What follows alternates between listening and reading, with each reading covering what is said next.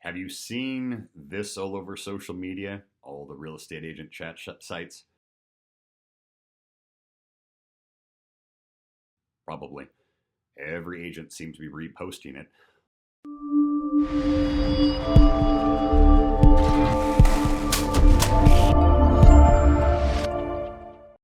Along with, you want entertainment? Why don't you read the comments? Every agent, broker weighing in that your clients are under contract with you and they signed a buyer broker representation agreement. And so they owe you a commission whether or not the seller, in this case, a new home builder, is offering to pay, the buyer's agent's commission. Are you guys really going to try and force your clients into not buying a new home if that's what they want, simply because the seller, in this case, the new home builder, isn't going to pay your commission? I mean, are you really? Because when you sell a new home, what is it you do? You're not the agent. You don't fill out a purchase agreement. You don't do disclosures. You're not there for inspections. You don't negotiate repairs. You don't negotiate credits. You don't manage a lender. You don't manage an escrow. You don't negotiate. You don't do anything. You also take no responsibility. You are a referral agent. The new home builder handles all the paperwork from beginning to end and cuts you a check for referring the clients. So you don't do any work. It's wonderful when they cooperate with a buyer's agent and they pay you. That's great. We love it. But I wouldn't expect a buyer to have to pay me in order to buy the new home. Now, it's different. Have you been out showing them resale homes while they were under contract with you and they went off on their own to buy a new home? Perhaps you did not pre-qualify these buyers correctly. This falls on you. Did you introduce the possibility of new home builds to these potential buyers? Or did you just run out and show them the first property they called about or found on Zillow while they were, scrolling through their iPad in the middle of the night? Chances are that's probably what you did. So if you didn't spend time putting together the wants and needs and matching them to potential neighborhoods, potential homes, you haven't earned any money yet. So let's not get all frizzy about, oh my gosh, there's a new home builder that's not paying commissions. 30 years, we've watched all sorts of cycles of this. Some paying a flat fee, some paying like 0.5%, some not paying anything at all. It's nothing new. As the market shifts, sellers, whether it's resale or new home builders, will find when the market, the free and open market, puts pressure on them to correctly compensate the buyer's representation. That's going to happen. But this isn't an across-the-board thing. So stop wasting your time on social media commenting on the picture everybody's sharing about they don't cooperate and there's no commission for a buyer's agent. You're not really the buyer's agent on a new home build anyway. Take that same energy and find a real buyer who actually can use your services, where you need to be able to help them figure out what terms and price they need to offer, negotiate their repair requests, be there at the inspections, handle the negotiations, and actually earn your paycheck. Your time is better spent finding a client who can use you than spending your time prolificating how you can force somebody who doesn't need your services into paying you. Come on. Let's not do our industry dirty like that. You're worth more than that. Prove it. Go find somebody who can actually use your services. I hope that helps. I was thinking that after a conversation that I had this morning, it might be time to talk a little bit about what sells homes. So this is for the listing agent out there. I had a conversation with one of our agents this morning that was speaking about some frustration having taken a listing in an area they work and having sellers that every week were asking, why is our home not sold? Why is our home not sold? Why is our home not sold? And the agent doing everything they could think of in order to get the home sold. And some months, in this case, I guess it was 5, the sellers no longer wanted to market the property and We allowed the cancellation of the listing. So listing comes off the market. But some of the questions posed were, how do I talk to a seller about the fact that their home's not selling? And how much money should I be expected to spend on marketing and advertising a listing? So I spoke with the agent for a while on the phone and was explaining what my viewpoint is. So I figured I'd share it with all of you. Your mileage may vary, and as always, speak to your broker. But my opinion, is somebody who's been doing this a very long time, homes sell because of price. I mean, there's effectively two things. 99% is going to be price, and the 1% is going to be the availability of showing, because that's it. Now, realistically, you can sell a home that is completely impossible to show if it's priced well. Now, we're having this conversation in December of 2024, and most overall, the areas are limited supply. It's still a seller's market. But truthfully, guys, depending on the price range and where the home is, it's not all like you hear some people talking about on the news or on real estate TV shows, where the second you list a home, put it in the MLS, or sign goes in the front yard, you have a line out the door and you're receiving multiple offers. This entire period we've been experiencing like this actually has lots of pockets where we've seen price reductions and sellers are having to give credits and work harder with the buyers, especially when prices have gone up so severely and so quickly over the last couple of years. And at the same time, interest rates have gone up. The price of insurance on a home has gone severely up, and your mileage may vary, but most of us are experiencing inflation where our daily lives cost more. So your buyer pool very well may be shrinking. Therefore, it gets more competitive even if there isn't a ton of inventory on the market, because it might be great. You might be the only home on that street for sale, but if nobody can afford to buy it or wants to buy it because of the price, it's not going to sell. So agent asked me, says, look, I think that we're priced fair market value, and it's just crickets. I'm not getting any action, and I don't know what to tell my sellers. So I listened to the story, and, very bluntly, as I see it, it's because you're priced too high. It's that simple. This isn't like anything other than saying if the house hasn't sold, it's because it's priced too high. Well, what if we staged it? What if we did new paint? What if we did new carpet? What if we did new landscaping? What if we did a new roof? What if we did this? What if we did that? Okay, that might bring the value up to where you're priced, and then it'll sell. But realistically, it's still about price, isn't it? It's whether the home is worth what it's listed for. You have to attract a buyer. I always say it is impossible to underprice a home. You go, what do you mean? We don't want to price it too low.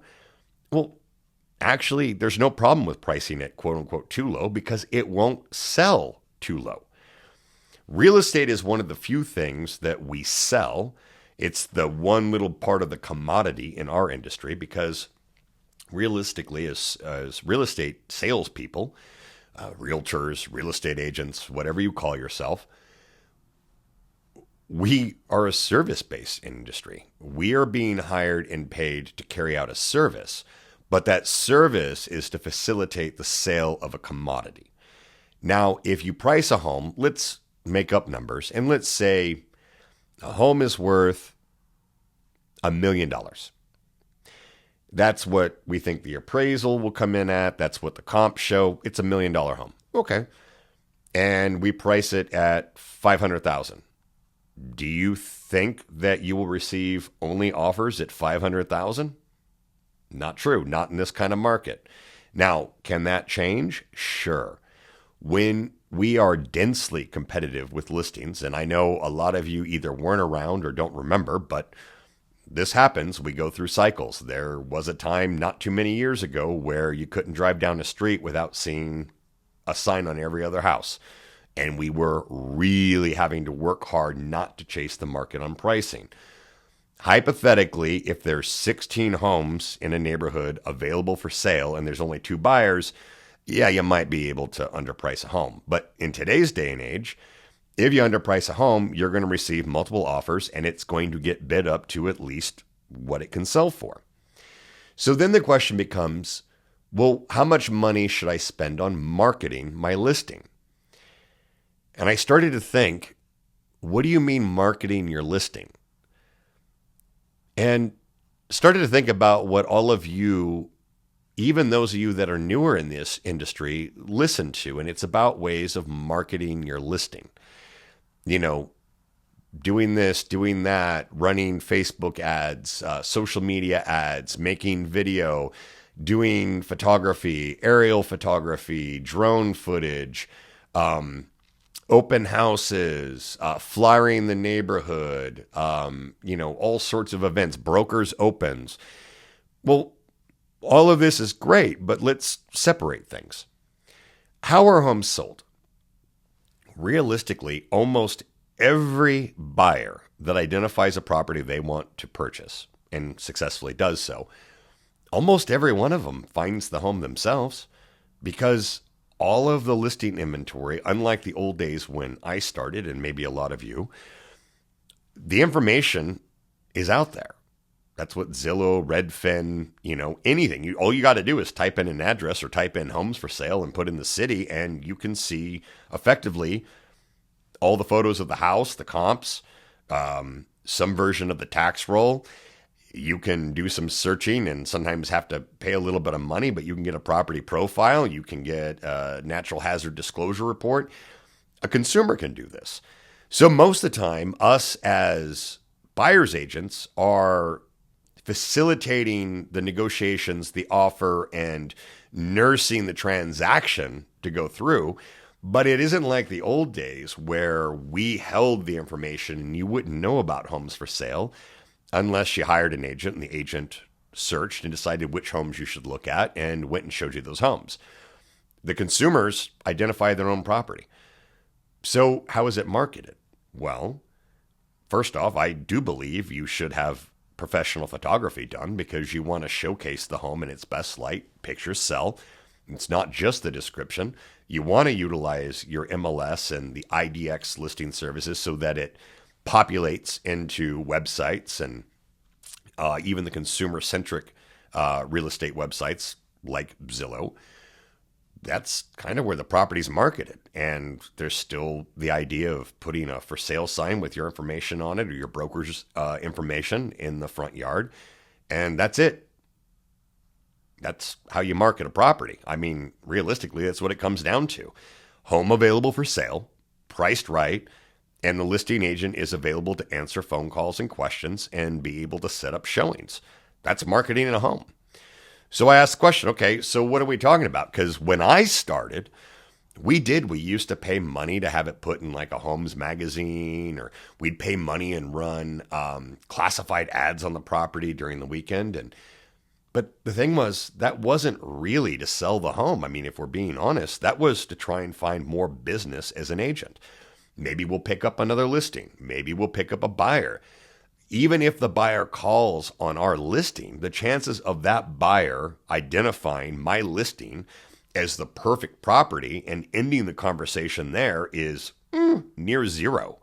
The idea is I'm picking up a new buyer and I still have my listing, and the right buyer is going to come along whether I represent them or not and buy the home. But now in the meantime, I have somebody else to work with. That's how we run a business, ladies and gentlemen. That's what you should be looking at. So these ads, which some of you think are prehistoric, and nowadays I don't even know how you go about that because I don't know anybody anymore that even gets the newspaper. That's not really selling the home. That's looking for business for you. Okay. Open houses. Look, open houses are wonderful, but why do we teach agents how to hold open houses? To pick up new clients. It's not, I'm going to show up on Sunday with a couple of signs and balloons in the neighborhood and hope that the magical buyer walks in and wants to buy the home from me and I get to represent the seller and buyer. If that happens, great, but that shouldn't be your expectation in holding an open house. It should be to meet the neighbors, potentially pick up a buyer or a seller, talk to the agents, maybe get some feedback for your sellers, but that doesn't really sell the home. Okay. Well, what about running Facebook ads, or I don't know what other social media platforms you can run targeted ads on. But, we talk about landing pages and automatically entering that person into a drip campaign. Is that to sell the house? No. That's to pick up more business. So what sells a house? The price. That's it. It's the price. It's always the price. How do you explain to a seller that their home hasn't sold? We're priced wrong. Yeah, it's that simple. If you haven't sold a listing, it's because it's priced wrong. Now, will we be having a different conversation some years from now if the market drastically changes? Sure. But even then, I'm still going to tell you it comes down to the price is wrong. Every home sells when it's priced correct. Now, what does correct mean? Does correct mean that's what my comps show? That's what the Zestimate on Zillow show? No, that doesn't mean correct. Well, it's the same price the appraiser said. That doesn't mean it's the correct price. The correct price is the price that causes the home to be sold. That's it. The correct price is a price that causes the home to be sold. It's that simple. It's never changed in the history of real estate. It's always been the right price sells the home. And the right price is the price that allows the home to be sold. So how do we have those conversations?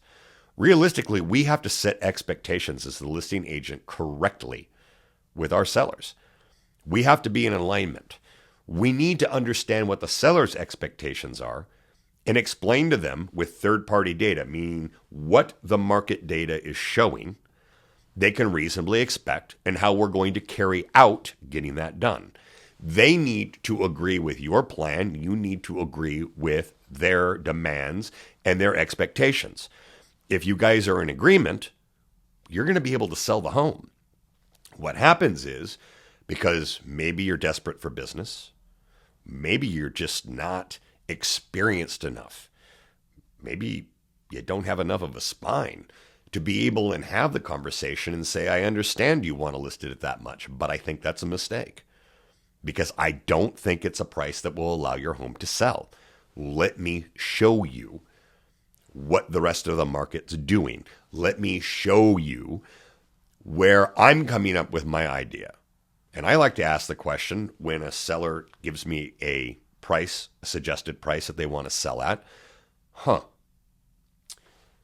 and I give them the MLS printouts for the area. Where are you getting that information? Show me.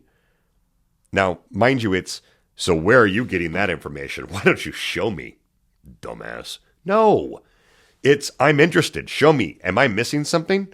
Show me what you're seeing. We try and get on the same page. It's the only way it's going to work. They don't want to hire you to dictate what they're going to do. They are hiring you to facilitate what they want to accomplish. You have to help guide them along in that process so you and they are on the same page. So what if we've already made a mistake and we've taken a listing overpriced? Which, by the way, I love the questions in the chat groups and all of that stuff where it's, well, my sellers forced me to list the home too high. And now we've been on the market for 3 months with no showings and no offers and they're mad. What do you mean the seller forced you to take the listing? I mean, if you walk in going, well, they're giving me a chance to interview for the job of selling their home, I guess I'm stuck. I have to take it no matter what? No, they don't have to list with you and you don't have to take the listing. You need to decide whether or not they're a client you want to work with. You both need to be on the same page. They want to work with you. You want to work with them. This is how real estate's done, ladies and gentlemen. It doesn't always need to be an uphill battle of adversaries where I hate my seller and the seller hates me and we hate the buyer and the buyer's agent and the buyer and the buyer's agent hate the seller and the listing agent. The idea is a willing seller and a willing buyer coming to an agreement and us agents just facilitate it. Now, I know I'm glossing over what we really do behind the scenes of putting together things as they're falling apart and plugging leaks in the dam constantly. But Nobody really wants to hear about that. I mean, we do. That's the kind of stories we tell over coffee, or in some of your cases, the wine and hors d'oeuvres, right? And we talk about the war stories and, who we made bleed and who made us bleed. That's fine. But buyers and sellers, they don't care what we're doing behind the scenes as long as they're getting the results. So let's say we goofed. Let's say we agreed to take a listing too high of a price. There's a point where you have to take your ego out of it. And you need to make that phone call, or even better, face to face. And that conversation's probably going to have to go something to the effect of, Mr. and Mrs. Seller, I need to talk to you. You're probably going to think that I'm incompetent. When I was here 3 months ago and we were sitting at this very table and we were talking, I was so excited about your house. I really liked it. I really wanted to work for you. I was really excited about selling it. But I see now, watching the market, that we may have shot a little too high on the listing price. And that's why we're not getting you an offer you can accept and getting your home sold. And I apologize. I should have done a better job of guiding you on the correct pricing. So let me show you the current numbers. We need to make a decision. A number that, we pull out of our head. We want to be able to show the raw data to the seller and say, okay, look, this is what the market's seeing. What do you think we should do? And let the seller come up with a number they're comfortable with. Because when the seller is comfortable with the number, and then you're able to make that adjustment, get the home sold and closed, let them move on, get their check, you've done your job. You're the hero. There isn't this, adversity between the two of you, where you hiding, just hoping one day it's going to sell. We have to have these conversations. That's how you earn your money. The sellers are counting on you to facilitate this, and sometimes you need to guide them. Remember, they're emotionally attached to the home. Nobody's ever going to tell you that they hate their house. They might outgrow it. They might want a bigger house, a smaller house, a less expensive house, a house in another state, a 1-story or a 2-story, or whatever it is. But they're emotionally attached. You as the agent is not supposed to be. You're supposed to be dealing with their needs and the actual real data so that you can spend your time negotiating the ins and outs of the transaction and get them done. So it's okay to own up to mistakes. We all make them, whether it's missing initials, misspeaking, typos, losing our temper, saying the wrong thing, or maybe allowing a seller to overprice a home. And I do say allowing a seller to overprice a home, because if a seller is completely insistent and after constant work, I'm not able to get them to price the home at a price that will allow me to sell it, I'm not taking the listing. It's not worth it.